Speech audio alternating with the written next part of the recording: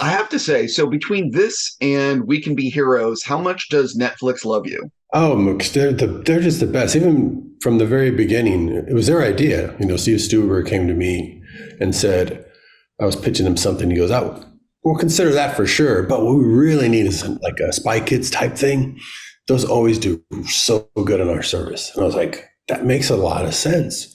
Kids would watch movies over and over on video or on, Disney Channel or DVDs, but nobody could track it. How much people watched it on Netflix, they could track it. So I got to make a movie for my family audience there because the kids don't have to drive themselves to the theater. They can sit there and click as many times as they want and they'll track it, and that'll create value.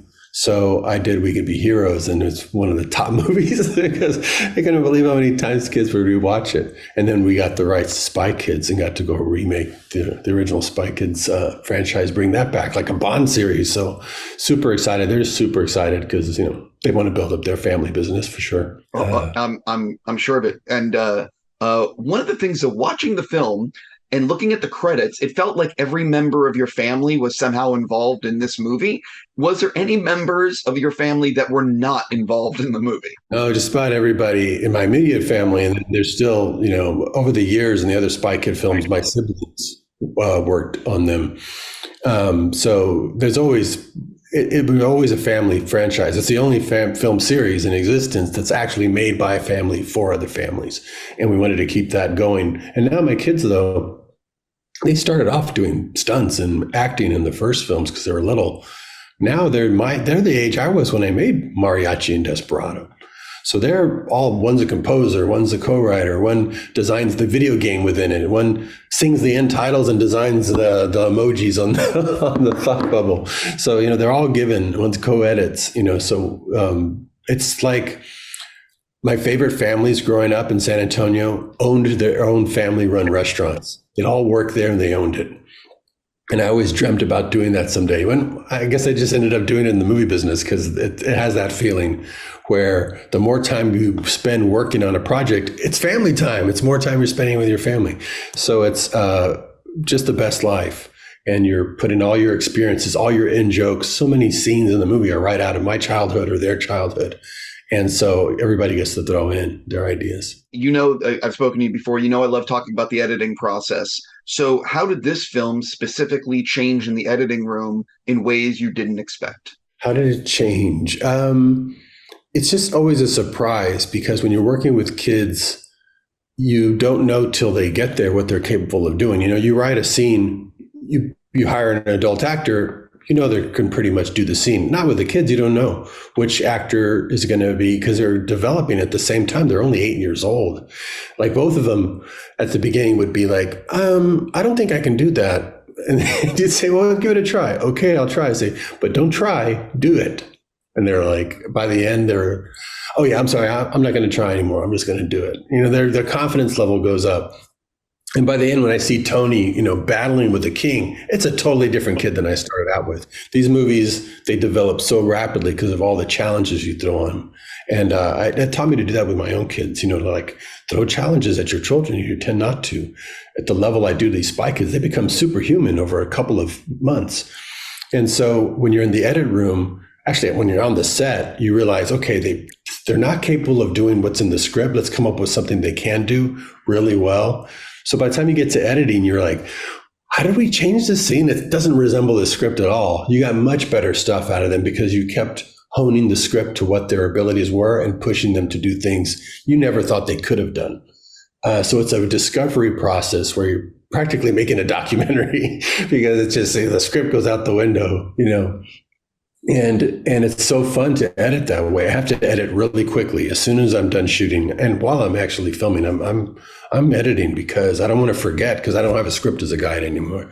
I was making up whole new choreographies and things on lines that they could say on to really capitalize on their talent, and that's really fun about it. One of the things are the kids grow up very fast, and I know this is going to be a huge hit for Netflix. With the strike being on, is there a plan that you want to make a sequel to this, like as soon as possible?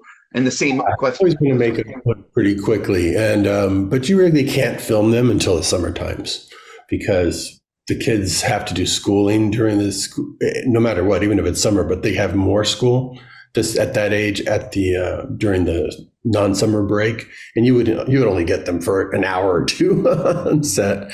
So you get them for about 4 or 5 hours on summer break. So it's a little more easier to film them. So that would be great. As the first Spy Kids series, we had a movie in the theater every year for 3 years straight for Spy Kids 1, 2, and 3. They were consecutive. We were just finishing one and starting the next. So that would be really great. But fortunately with these kids, we got them so young. They're younger than the original Spy Kids. They're only 8 years old. So we've got them for, several years. So ideal world, maybe next summer, filming a sequel. That would be great. They give me time to write something really robust and fun. I definitely want to ask you, though, about We Can Be Heroes. That, as we've talked about, huge hit. And you talked about doing a sequel. Is there any plans for that? That would be the bigger rush is to do a sequel for that because of the kids growing up. Although the script always kind of took that into account. They're supposed to be kind of a next level, and I like the idea of kids seeing their favorite characters grow so exponentially on screen, and it makes them realize how time works. To go, oh yeah, well, Guppy was this age in the first movie I've been watching again and again, and now she's already, they can picture themselves growing and developing and their brains expanding in leaps and bounds like that. So I think that the time works in our favor. My last question for you. This film has a ton of VFX, and I'm just curious, can you talk a little bit about doing the VFX on this one and how it's changed throughout the years with technology? I'm still doing it exactly the same way. I've actually filmed on my same green screen I filmed the original on. It was trippy to have a lot of my key crew still there. And we're doing another Spy Kids. We're hanging them on the same wires that the original ones did over 20 years ago. Only this level of effects is just so much better. I mean, if you compare them, it's like night and day. The level of effects that a Netflix affords you is just a dream, for this thing to actually look like the vision we had in our heads. I find old drawings from the original Spy Kids, and I was going, that's what it was supposed to look like. We just didn't have the money. Here, it just looks amazing. They go into the video game, and it only needed to look like a video game, and it looks like they're really in these locations. So, yeah, there's over 1,600 effect shots. There's a ton, the most effect shots in any Spy Kids movie. It is just nonstop.